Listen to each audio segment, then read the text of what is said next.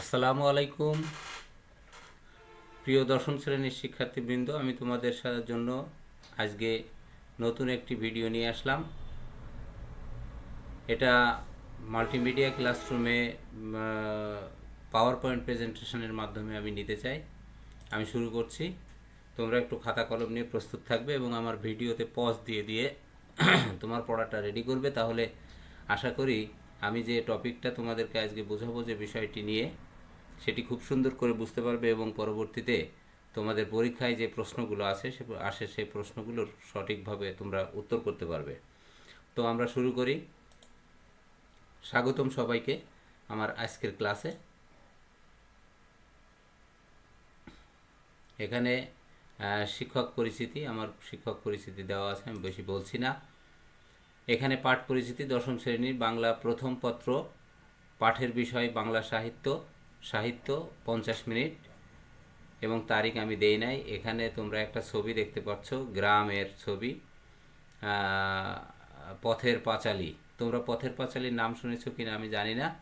পথের পাঁচালী বিখ্যাত একটা উপন্যাস গ্রন্থ। একটু পরে আমরা জানতে পারবো আসলে পথের পাঁচালীর পূর্ণ বিবরণ। এই পাঠে তুমি কি কি শিখবে?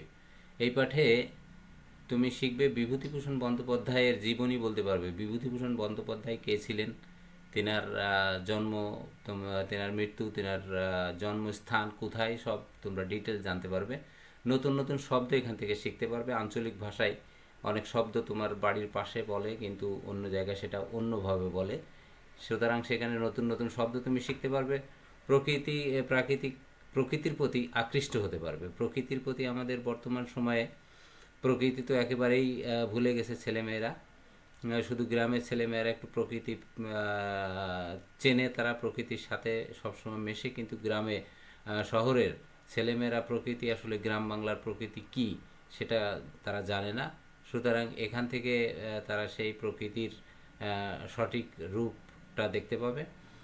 উপন্যাস কি তা বলতে পারবে। আসলে উপন্যাস কি, উপন্যাস আর প্রবন্ধ বা ভ্রমণ কাহিনী, এগুলো আসলে প্রত্যেকটা গল্প, তারপরে ছোট গল্প, এগুলো আলাদা আলাদা করে তোমরা ব্যাখ্যা করে জানতে পারবে এবং বিভিন্ন টপিকের মাধ্যমে জানতে পারবে। ঠিক আছে, চলো আমরা একটা ভিডিও দেখে আসি। তা ভিডিও দেখতে গেলে আমার এখানে একটু পজ দিতে হবে। আমি একটু ভিডিওটা দেখতে গেলে এখানে যেতে হবে।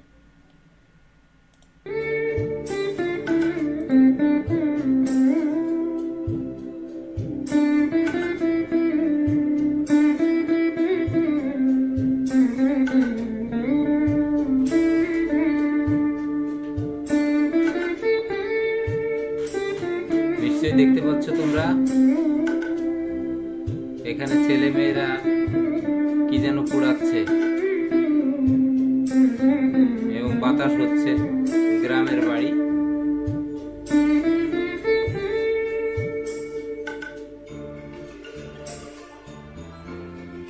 কুড়ায় আবার প্যান্টের সামনে ঝুলায় রাখছে কি দিয়ে। তো আমরা ভিডিওটি দেখলাম, আসলে তোমাদের কি কোনো কিছু মনে পড়ছে? ভিডিওটা দেখে কি কিছু মনে হয়? আমার কিন্তু অনেক স্মৃতি মনে পড়ে যাচ্ছে। সেই ছোটবেলার আম কুড়ানোর দৃশ্যের কথা মনে পড়ছে। বিভিন্ন জায়গায় দেখছি যে দৌড়িয়ে বেড়াতাম বিভিন্ন জায়গায়, এ পাড়া থেকে ও পাড়া, বিভিন্ন জায়গায়। তো সেটা কিন্তু আমার মনে পড়ছে। এখানে দেখছো একটা ছেলে একটা মেয়ে। দেখে মনে হচ্ছে এই ছেলেটির বোনই হবে, এরকম দেখে মনে হচ্ছে। তারা খুব দৌড়াচ্ছে কাশবনের ভিতর দিয়ে। তাহলে আমরা আজ এখান থেকে যেটা জানতে পারলাম, তোমরা নিশ্চয়ই এতক্ষণে বুঝে ফেলেছো যে আমরা আজকে পড়তে যাচ্ছি আম আটির ভেপু, যেটা লিখেছেন বিভূতিভূষণ বন্দ্যোপাধ্যায়। কে লিখেছেন? বিভূতিভূষণ বন্দ্যোপাধ্যায়। এখানে তোমরা সুন্দর করে বানানটা মুখস্থ করে রাখবে। এবং আম আটির ভেপু ব্যাপারটা কি? আমের আটি তো জানো, আমের ভেতরে যে শক্ত অংশটি থাকে আম পেকে গেলে, সেটি হচ্ছে আটি। আর ভেপু হচ্ছে এক ধরনের বাঁশি। এখানে গ্রাম বাংলায় ভেপু হচ্ছে এক ধরনের বাঁশি। এখানে একটা ছবি দেখতে পাচ্ছ, বিভূতিভূষণ বন্দ্যোপাধ্যায়ের ছবি। এবার আসো বিভূতিভূষণ বন্দ্যোপাধ্যায়ের টোটাল জীবন মৃত্যু এবং তার যে জীবনের বিভিন্ন অধ্যায়, এখানে জন্ম, মৃত্যু, পেশা, জাতীয়তা, নাগরিকত্ব, সময়কাল, ধরন, উল্লেখযোগ্য রচনাবলী, উল্লেখযোগ্য পুরস্কার, দাম্পত্য সঙ্গী এবং সন্তান সন্ততি সব বিশেষ সব ডিটেল দেওয়া আছে। জন্ম হচ্ছে 12 সেপ্টেম্বর 1894 খ্রিস্টাব্দ, মুরাতিপুর গ্রামে, উত্তর 24 পরগনা জেলা এবং বাংলা প্রদেশ, এখন পশ্চিমবঙ্গ, ভারত। ভারতের পশ্চিমবঙ্গ, যে পশ্চিমবঙ্গ বলতে আমরা কলকাতা বুঝি, ভারতের এই কলকাতার আশেপাশে মুরাতিপুর গ্রামে তিনি জন্মগ্রহণ করেন। এটা 24 পরগনা জেলা। উনি মৃত্যুবরণ করেন 1 নভেম্বর বা 1 নভেম্বর 1950। বয়স ছিল 56 বছর। ঘাটশিলা, বিহার, এখন ঝাড়খণ্ড, ভারতের ঝাড়খণ্ড অঞ্চলে উনি মারা যান। উনি পেশায় ছিলেন কথা সাহিত্যিক ও লেখক। তিনি পেশায় কি ছিলেন? কথা সাহিত্যিক এবং লেখক। জাতীয়তা ছিল ভারতীয়, নাগরিকত্ব ভারত, সময়কাল ছিল 1929 থেকে 50 সাল পর্যন্ত। এই সময়ে তিনি ভারতের নাগরিকত্ব এবং ভারতের বিভিন্ন পত্রপত্রিকার পাশাপাশি তিনি বিভিন্ন কাজে অংশগ্রহণ করেছেন। ধরন ছিল উপন্যাস লেখা, ছোট গল্প লেখা, ভ্রমণ সাহিত্য লেখা এবং দিনলিপি। তার উল্লেখযোগ্য কিছু রচনাবলীর মধ্যে রয়েছে পথের পাঁচালী, অপরাজিত, অরণ্যক, আদর্শ, হিন্দু হোটেল, ইছামতি, অশনি সংকেত, মেঘমল্লার, তাল তাল নবমী, চাঁদের পাহাড়, দৃষ্টি প্রদীপ, দেবযান। এগুলো ছিল তার উল্লেখযোগ্য রচনাবলী। উল্লেখযোগ্য তার পুরস্কার, রবীন্দ্র পুরস্কার তিনি পেয়েছেন মরণোত্তর। তিনি মারা যান 50 খ্রিস্টাব্দে।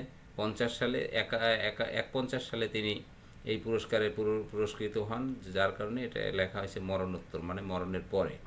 দাম্পত্য সঙ্গী গৌরী দেবীর সঙ্গে প্রথম 17 সালে বিয়ে হয়। 1917 সালে, 1 বছর পরেই গৌরী দেবী মারা যান এবং গৌরী দেবী যখন মারা যান তখন উনি প্রায় দেবদাস হয়ে গেছিলেন, কেমন সংসার ত্যাগী হয়ে গেছিলেন। কিন্তু বেশ কিছুদিন পরে দেখো 1800 থেকে 40, এই যে 18 থেকে 40, এই টোটাল 28 বছর তিনি সঙ্গীবিহীন জীবনযাপন করেছেন। এরপরে 1940 সালে তিনি রমা দেবীকে বিয়ে করেন এবং রমা দেবীকে বিয়ে করার পরে তিনার একটা সন্তান হয়, তার নাম হচ্ছে তারাদাস বন্দ্যোপাধ্যায়। তাহলে তোমরা ভিডিওতে পজ দিয়ে এই জিনিসটা তোমরা মুখস্থ করে রাখবে। মুখস্থ করে না রাখলে তোমাদের পরীক্ষায় যে প্রশ্ন আসবে সেটির উত্তর করতে পারবে না।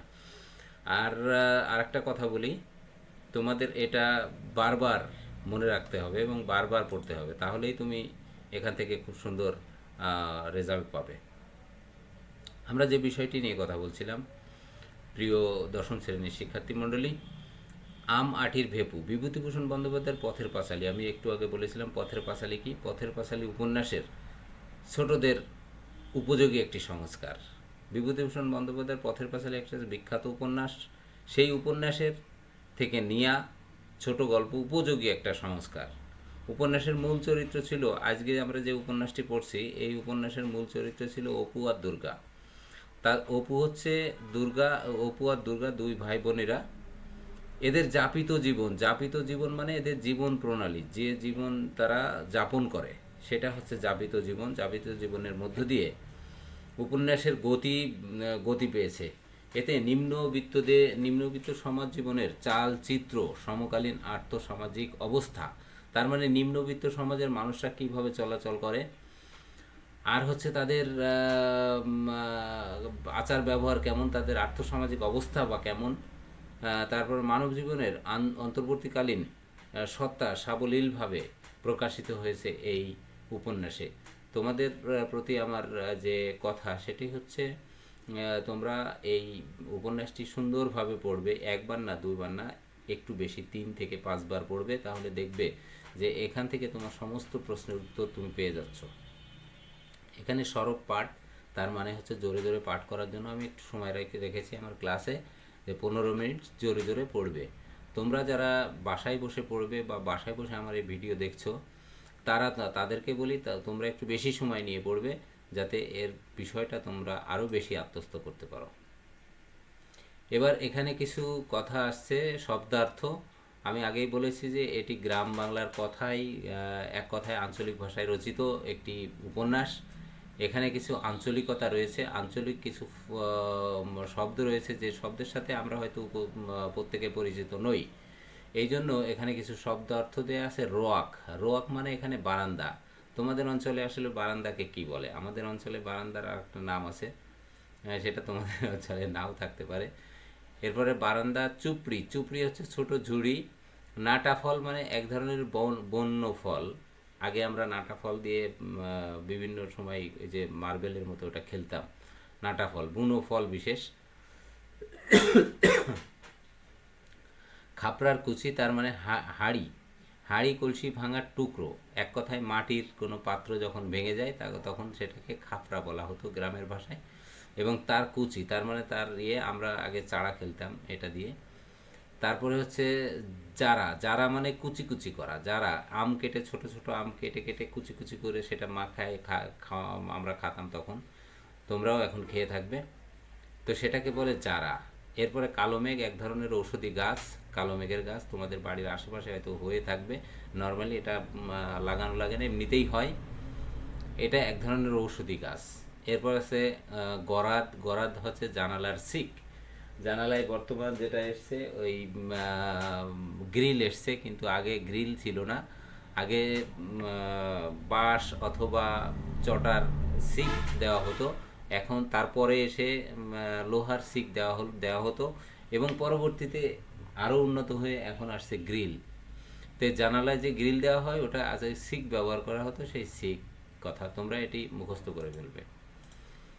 এরপরে মূল্যায়ন। আমি এখানে তোমাদেরকে মূল্যায়নের জন্য কয়েকটি প্রশ্ন রেখেছি। দেখো এতক্ষণ যে কথা হলো তোমরা হয়তো সময় নিয়ে পড়েছো, আমি সময় বেশি দেই নেই, কিন্তু তোমরা ভিডিওতে পজ দিয়ে সময় নিয়ে দেখেছো। এখানে আমাটির বেফু উপন্যাসে দুর্গা ও অপুর সম্পর্ক কী? আমি একটু আগে বলেছি, নিশ্চয়ই মনে আছে। তাদের সম্পর্ক হচ্ছে ভাই বোন। পরবর্তী প্রশ্ন, দুর্গাদের পরিবারের অবস্থা কেমন ছিল? দুর্গাদের পরিবারের অবস্থা কেমন ছিল? তারা কি গরিব নাকি বড়লোক নাকি মধ্যবিত্ত, কি ছিল আসলে? তোমরা পড়েছো, ওখানে লেখা আছে। ওরা ছিল, দুর্গাদের পরিবার ছিল হতদরিদ্র। পরবর্তী প্রশ্ন, তেলের ভাঁড় ছুলে দুর্গাকে মারবে কেন? তেলের ভাঁড় যখন ছুঁই তখন দুর্গাকে মারবে কেন? ছুঁয়ে দেওয়া মানে তেলের বাটি ধরা বা তেলের ভাঁড়টা ধরা, বাইরে থেকে এসে ধরলে তার মা কেন মারবে আসলে? এটা হচ্ছে কুসংস্কারের কারণে। কারণ গ্রামে বলা হয় যে বাইরে থেকে এসে কোনো কিছু ধরা যাবে না, ছোঁয়া যাবে না, ছুঁলে অমঙ্গল হবে। আসলে কিন্তু এটি কিছুই নয়, এটি একমাত্র কুসংস্কার। পরবর্তী প্রশ্ন, অপুর মায়ের নাম কী ছিল? দুর্গা না বলে আমি এখানে অপু রেখেছি, কারণ হচ্ছে একটু ভিন্নতা এনেছি। তাহলে অপুর মায়ের নাম কী ছিল? তোমরা নিশ্চয়ই জানবে যে ওর মায়ের নাম ছিল সর্বজয়া। তো এই ছিল আমার আজকের পাঠ। প্রিয় শিক্ষার্থী মণ্ডলী, ধৈর্য ধরে এতক্ষণ আমার পাঠ, এই লেকচার পাঠ দেখার জন্য তোমাদেরকে ধন্যবাদ জানাচ্ছি এবং পাশাপাশি যারাই দেখেছেন সকলকে ধন্যবাদ জানাচ্ছি। এবং আমার এই ভিডিও কেমন হয়েছে একটু বিশেষভাবে কমেন্ট করে আমাকে পরামর্শ দিলে আমি উপকৃত হব। এবং যাদের ভালো লেগেছে তারা একটু শেয়ার করবে, কমেন্ট করবে, লাইক করবে, আমার পাশে থাকবে, সেই প্রত্যাশা রেখে আমি আজকের পাঠ শেষ করছি। ধন্যবাদ সকলকে।